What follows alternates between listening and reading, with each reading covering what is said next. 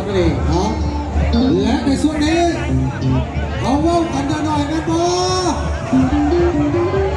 ให้ทั้งประธานแขกผู้มีเกียรติบรรดาพี่น้องแขกบางคนพี่น้องบางใจเขาไปเปิดบัตรรู้สึกว่าเต็มที่